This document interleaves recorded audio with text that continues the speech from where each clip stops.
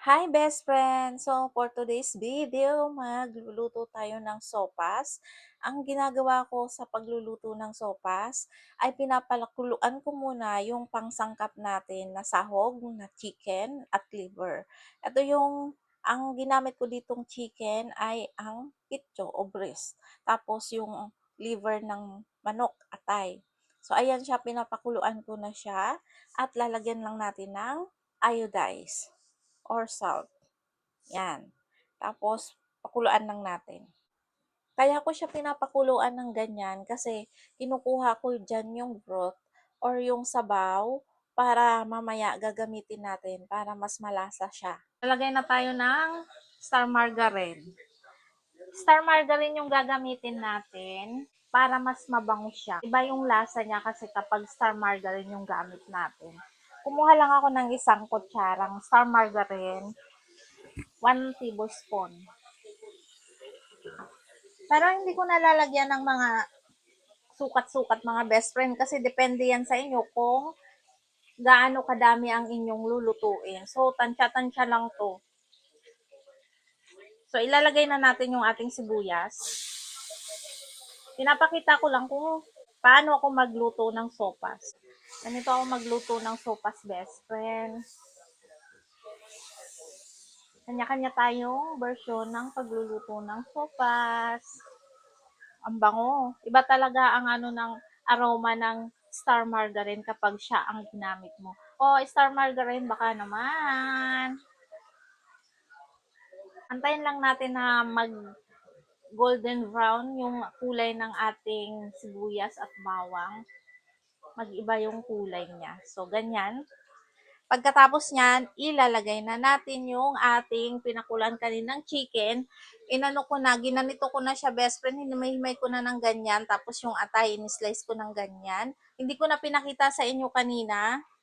So, ilalagay na natin yan. Then, haluin lang natin.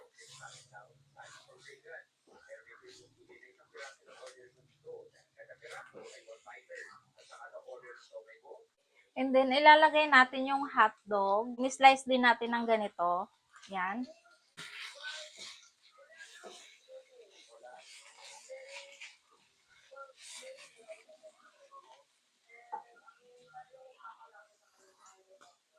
And then, ilalagay na natin yung carrots na in-slice ko rin ng ganyan, pahaba.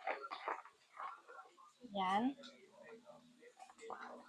Isang carrots lang ang ilalagay ko sa ating sopas para magkaroon lang ng buhay or ng kulay at meron syempre gulay.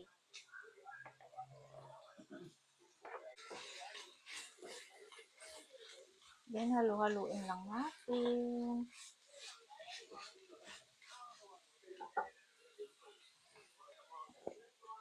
Maglagay tayo ng paminta. Oops. Then, gisahin lang natin, isutay lang natin 1 or 2 minutes. Yan, sutay-sutay lang natin yan. Para manuot yung aroma sa ating chicken at sa ating liver. Then, after nyan, ilagay na natin yung ating chicken broth o yung kaninang sabaw pinagpakuluan natin nung ating manok or nung chicken. Yan. Mamaya, kapag nakulangan kayo ng tubig or water or sabaw sa inyong sopas, dagdagan nyo na lang. So, ayan, pakuluan lang natin yan. Ayan, kulo na. Ilalagay na natin yung ating macaroni. Ayan. Maliliit lang to, kaya 2 balot ang ginamit ko dito.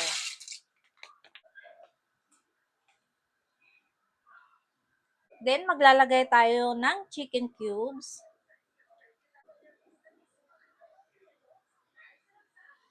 Palambutan lang natin yung ating macaroni. Antayin natin siyang kumulo bago natin ilagay yung ating mga ibang ingredients.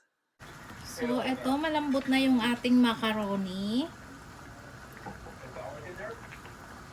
Ilalagay na natin yung ating gatas. Isang latang gatas lang ang ilalagay natin dyan.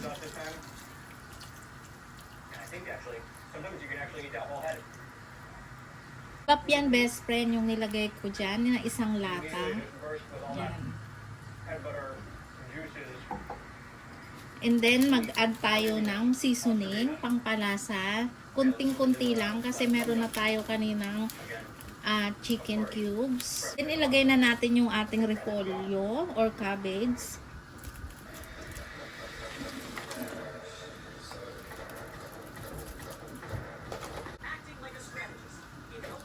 Then, haluin lang natin ng konti.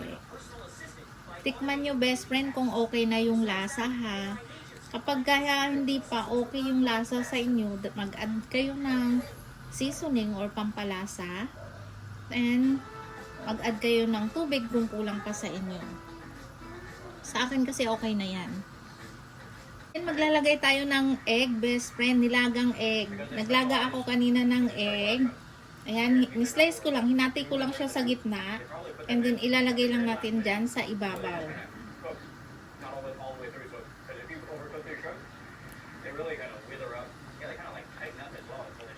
Okay.